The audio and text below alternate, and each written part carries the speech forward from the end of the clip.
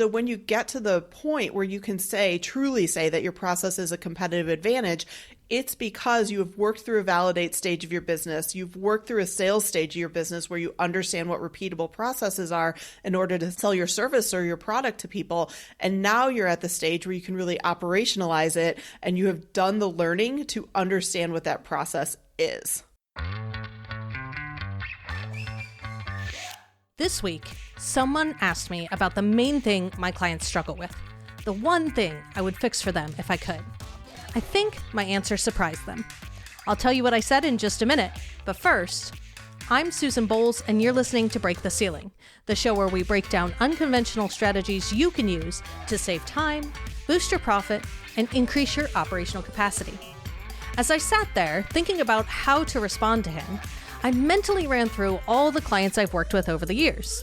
I was trying to pinpoint the one thing that tied them all together, the one magical thing they all struggled with. And from a tactical perspective, there just wasn't anything that was exactly the same. There was no one magical lever I could just tell him to pull to shore up the foundations of his business. The nature of my work with clients means that I end up in a lot of different parts of their businesses. It usually starts in the finances because, well, finances are a direct reflection of the decisions you make in your business. Your financial data tells a story that you can trace back into the operations. So weaknesses and inefficiencies show up in the finances.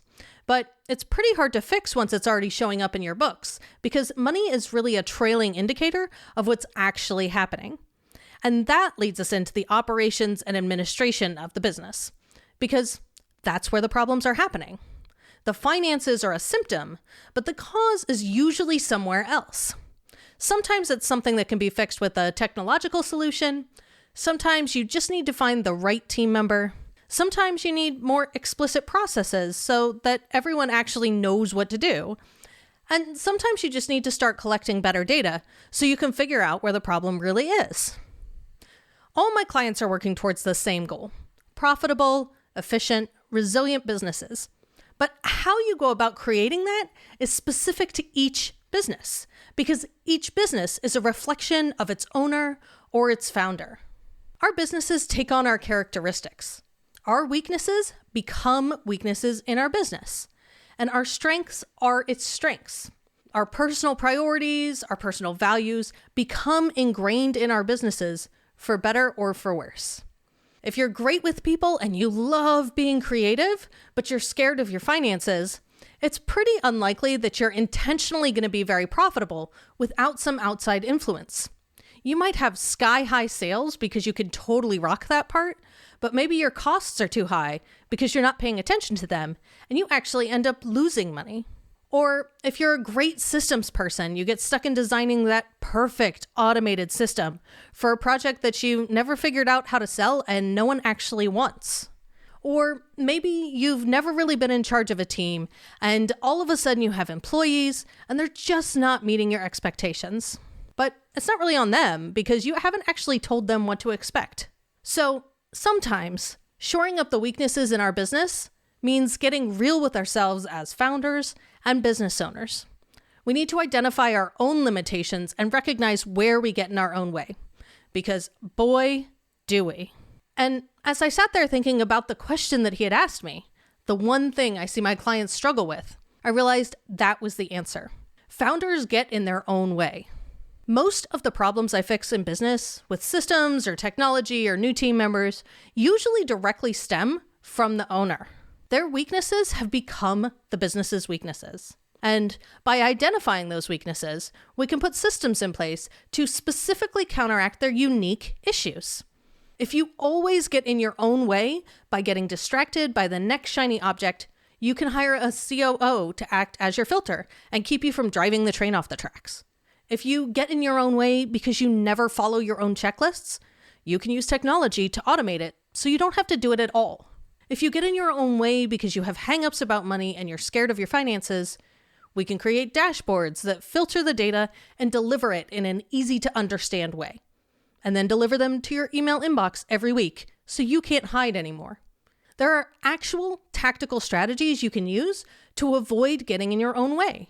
So that's what we're going to tackle in the next series of episodes. I'm going to talk to both coaches and business owners about some of the most common ways founders sabotage themselves and practical strategies and systems that can help counteract those weaknesses and get us out of our own damn way. Today, I'm talking to Michelle Warner. Now, she's become a bit of a regular on the show now, and she designs tiny companies that are built to last. And she's also the creator of Networking That Pays, which is a 5-minute-a-day, never awkward networking system. She is a pro at helping business owners get out of their own way, and she's who I go to when I'm getting in my own way. Today, we are talking about process, how having a process can be a competitive advantage, and how having a clear process and systems in your business can help make you more efficient and keep you from sabotaging the whole damn thing. Hey, Michelle, thanks so much for coming back to the show today. Oh my gosh, it's always a pleasure. Thank you for having me. So let's talk a little bit about process being a competitive advantage and how you see that kind of playing out. Sure. So I see it playing out in a couple of different ways, and they may be ways that you don't necessarily expect. Because I look at process as a competitive advantage as something that is frankly incredibly hard to accomplish. And that's why it's such a competitive advantage, because if you do it correctly, it means that you have spent the time to build a process that gets consistent results. And so as you've been testing and as you've been building your business, you have been hyper-focused not only on getting your people results, but understanding what piece of the process gets those people results and what pieces does not. And so when you get to the point where you can truly say that your process is a competitive advantage, it's because you have worked through a validate stage of your business. You've worked through a sales stage of your business where you understand what repeatable processes are in order to sell your service or your product to people. And now you're at the stage where you can really operationalize it and you have done the learning to understand what that process is. Okay, talk me through a little bit here where that sales process, the evolution you kind of go through to get to the point where your process can be a competitive advantage. Sure. And maybe I'll talk about it in the reverse, because I've had clients who have done it in the reverse, where they are such process-oriented people that they build a process from day one. And when you do that, so if you're only looking at process as a competitive advantage through this tunnel vision of I need a process, what ends up happening is they build a process out of something that doesn't necessarily work or something that doesn't necessarily create predictable, repeatable outcomes. And so when I say that you're building it over the stage of validating your product and validating it over the process of creating a repeatable sales process, I mean that then you're actually building a process from day one. I want you to build it from day one, but I want you to understand that the process has to live within also the learning environment of how can you get people to buy your thing and how can you get them consistent results, so that when those things are happening consistently, now you've also had a process or your framework, if you will, that you've built up over that same period of time. So it's something that you can really sink your teeth into and then really operationalize that because you have seen it create better and better outcomes for your people as you've built the business. Does that make sense? It does. Talk to me a little bit about what you're specifically talking about when you say having a process, because I think that can mean a lot of different things to different people, and I'm guessing it means something different to you than it does to me. So talk to me a little bit about that process, that framework that you're kind of pointing to here. Yeah, so when I think of process as a competitive advantage, I think of a repeatable system that you can put your clients through in order to get them results. So that's a great point. I am not talking about having a process where you can efficiently create things in the background of your business. I think that's fantastic and wonderful, and build that from day one. When I'm looking at it from a strategist, business designer point of view, I'm thinking, how can we get your core product to work as efficiently as possible? And so that's where I'm thinking of what is the process you put your clients through, not necessarily what's the process you do to get your books done efficiently, or what's the process you do to get your social media working effectively, but what is the process you put your clients and customers through in order to create predictable results for them. Okay. Yeah, because I definitely think about process being a competitive advantage from the other end of the spectrum. Ooh, interesting. In that, like, if you have a solid operational process, that can also be a really powerful competitive advantage and a great sales tool. I think because when you know exactly how you're going to deliver something and how long it's going to take and what tools you're using in the back end and what that looks like, it gives you kind of the resources and the wherewithal to like tell your clients, your prospective clients, exactly how things are going to get delivered. And I think particularly in certain industries, like I've talked about this on, I think on other episodes with creative industries. Like I specifically worked with a branding designer that had a very clearly explicit delivery process. They said, here's the timeline, here's where the deliverables happen, here's where we're going to contact you. And to me, in an industry where deadlines can sometimes be ignored, is maybe an understatement. Yep. Where, it's always like, oh, yeah, just going to be a few more days, or yeah, just going to be a few more days. To me, having a clear process around deliveries and deliverables and timelines was a competitive advantage and was the thing that made me choose them over another design firm. So I think both ways that we're talking about it can be competitive advantages. And I think it's interesting that it can be from both sides of the coin, really. Yeah, and this is interesting to me because what you describe is what I'm describing as well. And here's why I make it a point to talk about how this has to evolve for a while. Because I have also run into clients who have gotten completely stuck in their business because they're so process minded that they have a process from day one and then they never think about iterating it. And then they wonder why they get stuck because they're like, well, but I have an operations manual. I'm like, okay, great. But the operations manual you had on day one is no longer valid because you've actually learned a lot of things, but you haven't realized you've learned those things to help your product evolve and to get better at selling it because you're so stuck in following the process manual you had from day one. So I agree with you. I think that experience you had, absolutely, that is indicative of process's competitive advantage. But you have to recognize that businesses grow in stages. And if you are a process-oriented person, and if you're going to build that process from day one, you need to recognize that you're going through what I call a validate stage and then a sales stage and iterate on that process as you do. And then once you really understand exactly why each of the pieces of your process matter, that's when you can really sink down and say, okay, this is my process. It's quote unquote final. Yeah. Yeah, and I'm definitely one of those people that, like, to me, it's never really final. Yep. You would be surprised. Some people, they've given me their operations manual and have said, this has not changed since month one in our business. I'm like, that is why you are stuck. Yeah, I mean, I have been in those kind of organizations as well, where they're like, we set this thing 30 years ago, and this is how we do business. Yep. And you're like, but why? Like, stuff has changed a lot. And I think there are both sides of the coin where there's we have a process, but we never evolve. And we have a process that's always evolving. And sometimes we have to step back and make sure that we're not focused on that too much. Yes. I think it's a nice balance. It is a nice balance. And that latter group is really important too. I get much more of them who haven't taken the time to figure out what their process is. So they're in the camp that's like, well, I'm always evolving. Everything's custom for each client. I don't have a framework. I don't have a process because it's creative. And that group too needs to be reeled back and said, yeah, you do actually have a process. We need to start documenting it because what you're doing now is wildly inefficient and also doesn't create consistent outcomes. So there's the two extremes, and I work with a lot on both sides of the two extremes, and I want to bring them in the middle so that they can evolve their processes until the point where it's rock solid. Because if you are a person who recognizes that things evolve, but you're also a person who recognizes that predictable is a great benefit, like your brand designer, that's the person who has processes competitive advantage. Yes. It's not on either side of the extreme. Yes, I love that. So you mentioned working with clients on both extremes here. How have you seen talk me through the process of kind of establishing what this framework is? What does that look like for somebody that maybe hasn't gone through that process before? The first comment is always, I absolutely do not have a process. There is no way I can teach this to anyone, and there's no way I can do this without starting over from scratch. And I say, okay. And then I start asking them a bunch of questions. And by the end of the call, they say, oh, maybe I do have a process.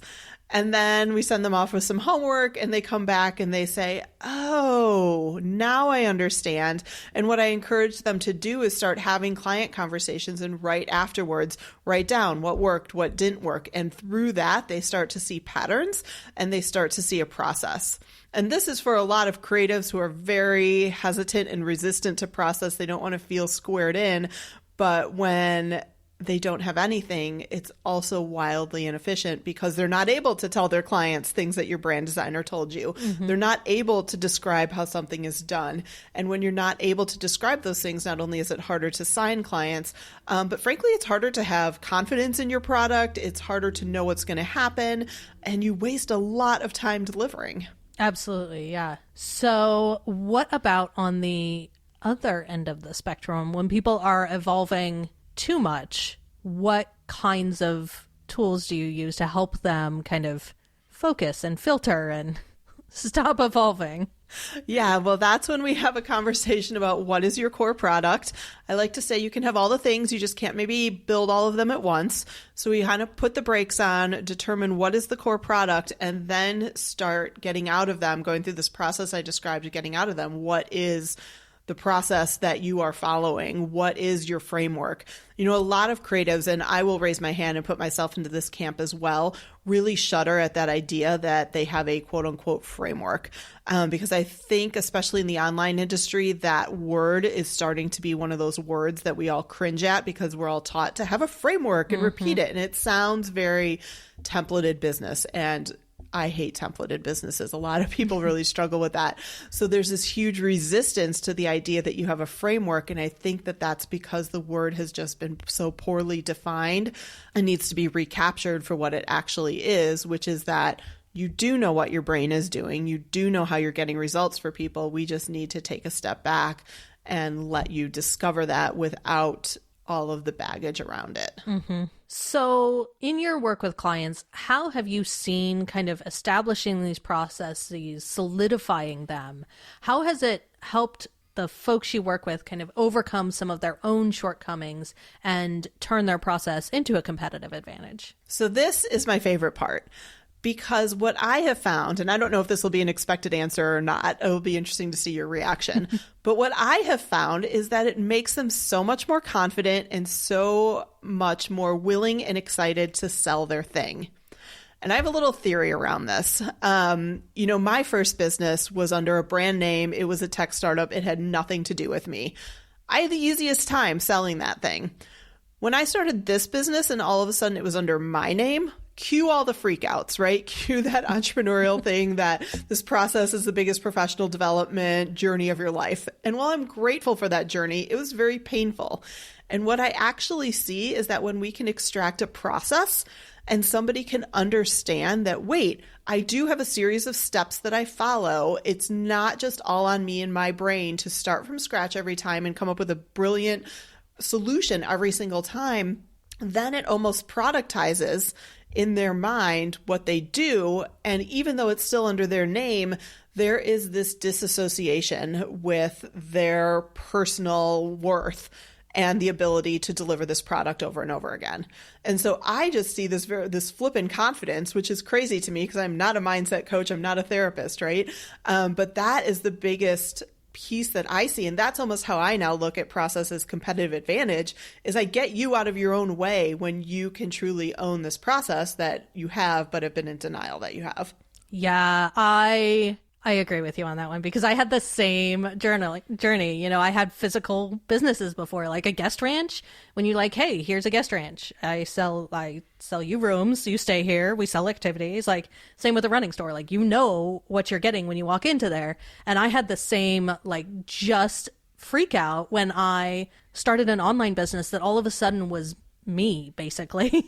Yep. And you're right. The process of creating productized services not only allowed me to disconnect from the emotional, like I had a really hard time selling because I was so emotionally connected to it. And when I was able to turn it into, here's a product, like a productized service that I sell, and it's either right for you or it's not, being able to emotionally like take myself out of the equation was really powerful. And I think you're right. There's a huge confidence boost that comes with that. Absolutely. Absolutely. So are there any specific examples of folks that you've worked with that you could tell us about where you've kind of seen this process evolve and talk through, what processes did you put in place for them to kind of get them out of their own head and out of their own way? One comes to mind right away. It is a partnership that works with college essays. So they help students write their college application essays. And one of the partners is a teacher. And so they had this beautiful process. They knew exactly what steps would go into creating these essays. And so they were the classic, like they have a process, and that process did not change. Actually, for good reason with them, because it did work. But what got lost in that was they are the absolute top of their industry. You talk to any, college admissions director, and they want students working with these people. But they were coming across as very generic solution, because all they did was actually describe their process. Like, oh, we have a 10-step system, blah, blah, blah. When we actually dove in and understood why they had created that process, right? Because they're teachers, so they create a process, but they didn't understand why they created the process. And when we dove in and actually understood what that process was and gave them a new way to talk about the process, everything changed very dramatically. So that was one interesting one. It doesn't quite fit the example of being on the extreme of having a process for the sake of a process. They had a process for a good reason, but they were so caught up in the process that actually all they could do was describe the steps, and they couldn't describe why the process existed. And so that was fun, because we did sink in then into how process is competitive advantage, because a lot of the selling of college essays goes into, oh, we are going to bring out the most beautiful story of your kids ever had. And there's all this pressure on these kids to have some sort of massive monumental life event that they can talk about. And these partners say, no, you can talk about the most mundane thing in your life. If it's important to you, we will bring you through the process, and it will actually create your voice, and you will actually tell the story of why it mattered to you. Because as you can imagine, in the college essay world, it's just all these people dramaing up any kind of story they can have, whether they care about it or not, right? Whereas this particular process, you can take literally a mundane thing that happened to you on a Thursday afternoon, but happened to be a really big deal for you.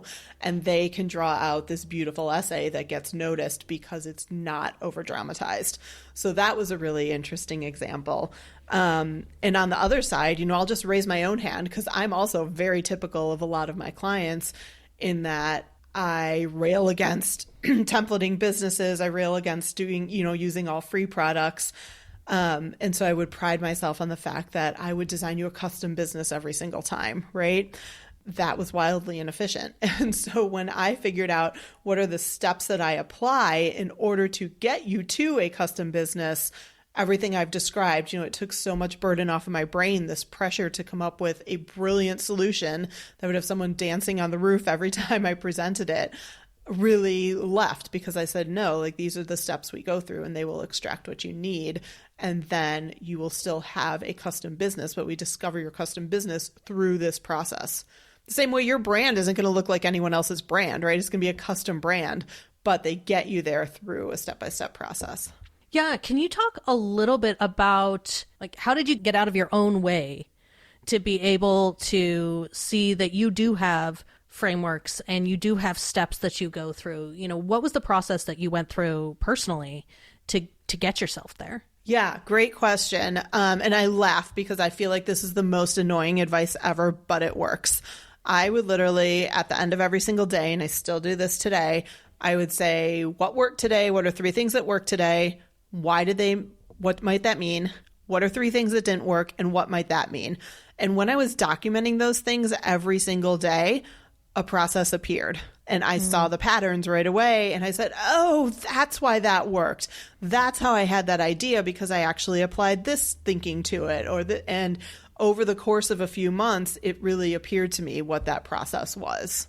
Yeah, I second that. I started doing that when you suggested it. And again, I also started seeing patterns and noticing, where am I getting in my own way, and what does that look like, and what might help me get out of that. Yep. So yeah, doing those questions on a daily, and then I do them on on a weekly and a monthly basis as well, has definitely helped me see patterns in my own businesses that allow me to kind of jump off the self-sabotage train, maybe.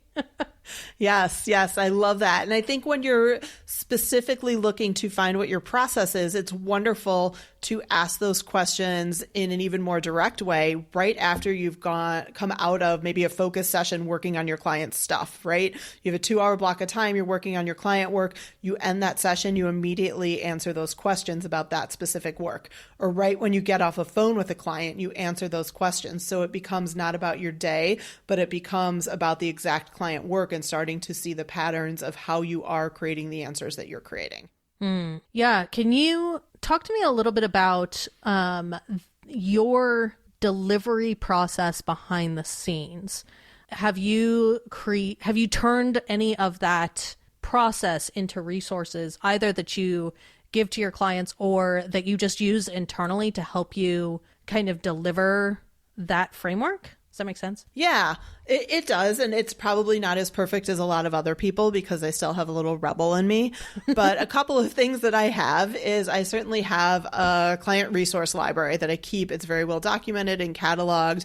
And when a client needs something, I'm able to pluck a resource out of the library and just throw it into their folders. So instead of having to recreate an email template or who knows what I'm creating, right? Instead of having to recreate that, I'm able to pluck that out. And then I also have systems, after every call, here was the goal of the call, here were the outcomes of the call, here's the homework for the call. And so there's little things like that that happen for every single client and help us keep it operationalized. Yeah, I have similar systems behind a lot of my process as well, where I've got a worksheet to help me make sure that I'm answering the right questions, that we're covering all the good topics, to categorize all the information that I'm getting into a cohesive place so that I have somewhere to go to see in a short summary, like what we talked about on the call. If I have a question, I have a good place to go. It's all organized. And I think that is a part that often we don't talk about as much, like the resources that we're creating behind the scenes to help us deliver really powerful services, because most of the people that I've talked to that have great results have those resources set up behind the scenes to help them deliver those results. But we don't really talk about that as much as here's the sales framework, or here's the system that I use. We don't talk about that stuff that we've created that helps us actually deliver the services. That's actually a great point, because again, when you're just starting out, you're creating all that stuff from scratch. And so you're doing your best, but you're not as able to create impactful results because you're spending all your time creating the templates and you're spending all of your time figuring out how to deliver it. So absolutely, as those different libraries and whatever they may be, the processes are built up, that helps a ton. For example, there is a set of questions now that I ask myself before anybody starts, and just to help me categorize where they're at. And that's an internal document. I don't necessarily share it with the clients. It wouldn't mean anything to them, but it helps me just do a gut check on what I think the issue is. And then that directs into the first call, and we either determine that is the issue or figure out it's something else. But just even having that little bit of direction where you're able to think through, okay, I think this person is in this category, and so therefore this is the path we're going to start down, that is even wildly more efficient. Yeah, that reminds me, 2 years ago, I did some I think it was messaging work, really where it came out of. But one of the tools that came out of that was I call it my red flag checklist. And it is a checklist of things that based on both my own experience or other people's experiences, that are basically questions that I ask to decide if a client is actually a good fit to work with me. And you're right, it's an internal document. Nobody else sees it. Nobody else really would be interested to see it. But it does a really good job of helping me figure out if this is a client that I can genuinely help, that they're ready. They're at the point where in their own development, they're ready to work with me. Their business is ready to work with me.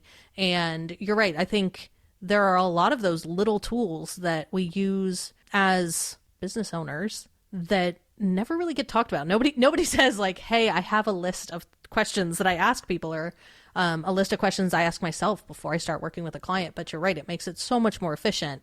And for me, it means I'm spending my time with the right clients instead of struggling through working with somebody who's just not ready. Yep, absolutely. I actually just built one of those last week for a client.